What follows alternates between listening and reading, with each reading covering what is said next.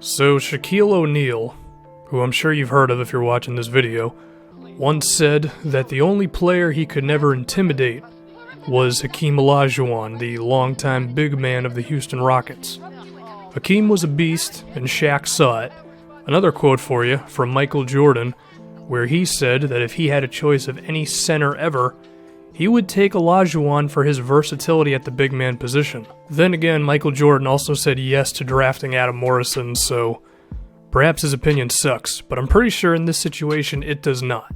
Hakeem is one of the best big men of all time, but there might be a modern-day center who shows a lot of similarities, and that would be Joel Embiid of the Philadelphia 76ers, a rookie. I think the red jerseys are very fitting since we just showed the Rockets, or something, I don't know. Embiid is pretty much already the mayor of Philadelphia, as well as the best tweeter in the NBA, especially before he actually entered the league. I hope he does more of those Rihanna Photoshop things, but it's probably not going to happen now that he's actually playing.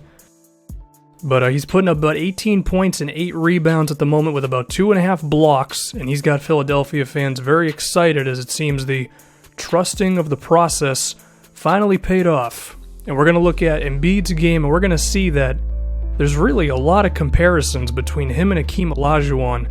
Is Embiid the modern-day dream? Rhyming accidentally, and first thing we have to look at is these guys' profiles. Embiid, about 7 feet, 250 pounds, and like Michael Jordan said, his versatility at the center position was really insane. A lot of people say even if he was a shooting guard, he still would have been able to play in the NBA, being a few inches shorter. Joel Embiid, also over 7 feet tall. I've seen some say he's about 7'2", and you're going to see that the potential in his all-around game, it's kind of eerie how close he is to Hakeem Olajuwon. So we're going to start this thing. And the very first skill set that reminds me of the two of them, it would be the post moves. I mean, when you think of Hakeem, you think of his ability to score on the low block. And Shaquille O'Neal once said that with Hakeem, he could go right, he could go left.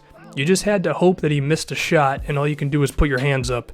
And if you ever look at a compilation of Hakeem, I almost said Embiid there you go. If you ever look at a compilation of Hakeem's post moves on YouTube, it's like a dance contest. Like, you could go watch a video of the cha-cha slide and then watch people try to defend Hakeem on the low block. It's basically the same thing, man. I mean, the way that he can go up and under, spin moves, pump fakes. I mean, there's a decent chance that with how much movement he has on the low block, he probably looks at everyone in the stands at least once a game, just because, I mean, the guy's moving around so damn much on the low block, man. 13 straight years of over 20 points a game for Olajuwon. It was just impossible to stop down there.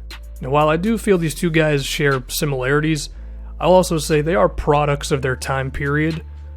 Back in the 80s and the 90s, with Hakeem, if you had someone who could post up that well, the offense was pretty much just going to go through him. I mean, the Rockets won back-to-back championships with shooters around Olajuwon just going to work on the low block. And you're going to see with Joel Embiid, yeah, he definitely has that part of his game, but I also feel like just with today's modern-day NBA and the way teams play and the style and all that, the post game might not come as frequently, but I also think there's some possibilities of taking advantage of mismatches, switches, things that Hakeem and his time era didn't really see a lot. We will get into that. First thing, with Embiid, he's also shown the ability to score on the low block. I mean, the very first basket he ever made in the NBA was like Olajuwon's patented spin move, which got the defender off of him, which then immediately led into a free throw line, turnaround jumper sort of deal. Of course, there is the vine, which you should really look for, where it's like 1-to-1. Some of the moves that Embiid has, they match Olajuwon so well, it's just like eerie. I mean, this guy was getting comparisons to Hakeem for his post-up ability as well as his size back when he was still at Kansas, and he's had 2 years off the court to grow that style of his game, and I mean, he's killing NBA teams right now. And the scary part is he's only a rookie. I mean, they say that, when you're a rookie, this is the worst that you're ever going to be. So if the worst he ever is embarrassing NBA defenders by being impossible to stop on the low block, or he's not impossible at the moment, but he's not too far off either. I mean, how freaking good is Embiid going to be posting up? But like I said, that, Embiid is a product of his time period. And in today's NBA, there are times when teams will switch on defense if you get a screen from a big man. So I could see the Sixers trying to find ways to get Embiid mismatches on smaller players, perhaps wing players or power forward, to where it could be even easier for him to go on the low block. I mean, he can already score over centers, but then in today's NBA, they could find ways to get smaller defenders on him too. I think Embiid's going to be great in the low block for a long time. Now, of course, there's not just one side of the game of basketball, there is defense as well. And Hakeem, besides being the all-time leading shot blocker in the NBA, was a fantastic defensive player overall. His ability to move around the floor, use his lateral quickness, provide help defense, defend pick and rolls, as well as defend the low block, which was, again, a bigger deal in his time period, was just great. And here's some numbers for you. Someone at Real GM recorded 58 games of Embiid between 1993 and 1995. 58 games. In those games, the Rockets' defensive rating with Olajuwon on the floor, 103. Their defensive rating with him off the floor, 130 frickin' 4. Rhyming accidentally again. The athleticism, verticality, and all that good stuff, which I will touch on athleticism in a little bit, just made him so damn good, man. Now, I was talking about defensive rating with Hakeem Olajuwon. We can talk about it with Embiid as well. A very trusted source on Twitter, and by that I mean some random person that I found when I used the keywords Sixers defensive rating Embiid. This random person says that when Embiid is in the game, the Sixers have the best defensive rating in the league. When he's out of the game, they are 30th. Those numbers sound ridiculous, and again, it's from a completely random person, so you can interpret it however you wish. But regardless, Embiid can play defense. He's averaging 2.5 blocks a game, his ability to move around the floor, and just contest plays. If he gets committed to one side of the floor, he can quickly change direction and come back to the guy driving from the weak hand side.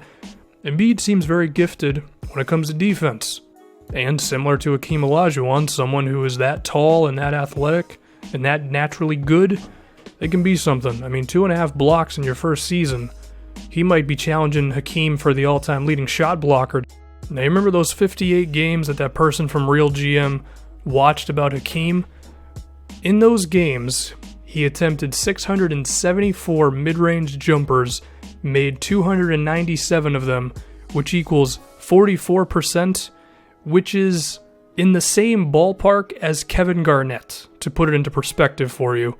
So Hakeem was a guy who wasn't just going to kill you on the low block, he could hit it from outside as well, which means that if you gave him even a little bit of space, which sometimes you kind of had to do because you were scared to death of him posting up on you, he'll just drop a mid-range jumper on you, which opens up the Rockets' offense, makes him tougher to defend, and at this point I'm beginning to realize Hakeem Olajuwon was kind of a cheat code, man.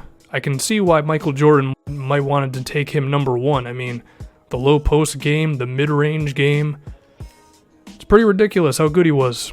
But now if we take it back to Joel Embiid for a moment here, shooting in today's NBA is a bit different. The three-pointer is more valuable, and Embiid is currently shooting over 40% from three.